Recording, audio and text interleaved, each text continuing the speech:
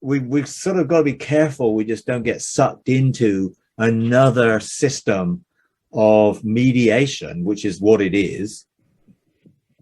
And I've got good friends who are into some of this stuff, but what's behind it for me is, in the Hebrew roots movement, is going back under the law, because the whole foundation of that movement is to get you back under the law. Well, we're not under the law, we're in grace, and I'm never going to go back under the law. It's like Paul said to the Galatians, "Well, you foolish Galatians, you started out in grace and now you're going back under the law. You're never going to keep it."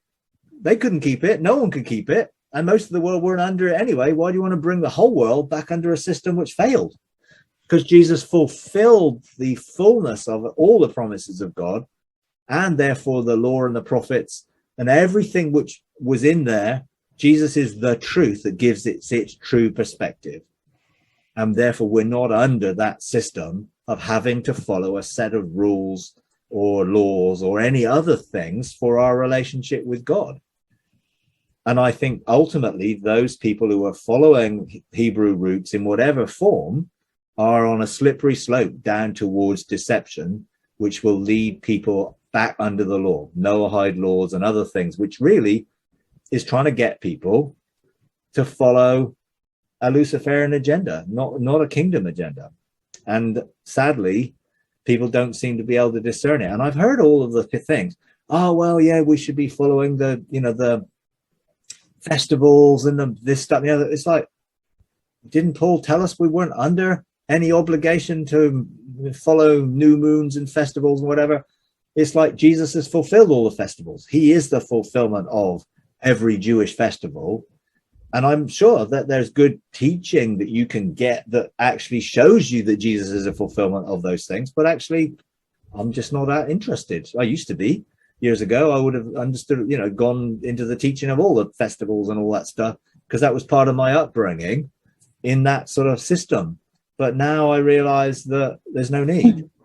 I can engage with Jesus personally as the truth, and he can reveal what is true to me. I don't need to try and follow, in a sense, Jewish dates, celebrate Rosh Hashanah or any of the other festivals, including Passover. It's like, didn't Jesus introduce a totally different meal, which is eating his flesh and drinking his blood in the new covenant, not the old one? They're all pointers, they're types and shadows that were pointing to Jesus. Well, Jesus is here. Why would we want to go back to a type or shadow when we have the fullness of the truth that Jesus revealed himself as? It's going backwards, and it's deceptively bringing people back under bondage as far as I'm concerned. So I would really not encourage anyone to get into any of that personally. Therefore, let's make sure we just keep with the mystic reality of relationship with God without mediation. It's like, do I believe in the living letters? Yes, because I've met some of them.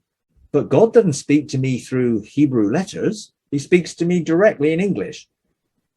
Are they maybe the fabric of creation in some way? Probably so.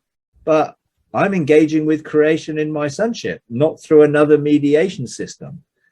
So I think care is needed, and we need discernment, and we need to be careful. We just don't go with something because of the name of the person who is promoting it. Because I've promoted things which aren't true. I thought they were true when I promoted them in the last 10 years. Now I know they're not true, and I don't promote them anymore. And I don't teach that anymore, because now I've got revelation of something different, which is why generally I'll say, don't believe something just because I've said it. Go back to the Father with it. Get your own revelation of it. Otherwise, you just got information. A lot of people just receive other people's information. It never becomes their revelation, really, unless they experience it themselves. So I think that's the key. Engage God with it themselves, and don't buy into everything. I feel, moved to write a chapter in a book about it, because I felt God really say, this is a danger. It's an agenda. And I think it's part of a bigger agenda to get people back under a system that looking to control the world, and it isn't the kingdom of God.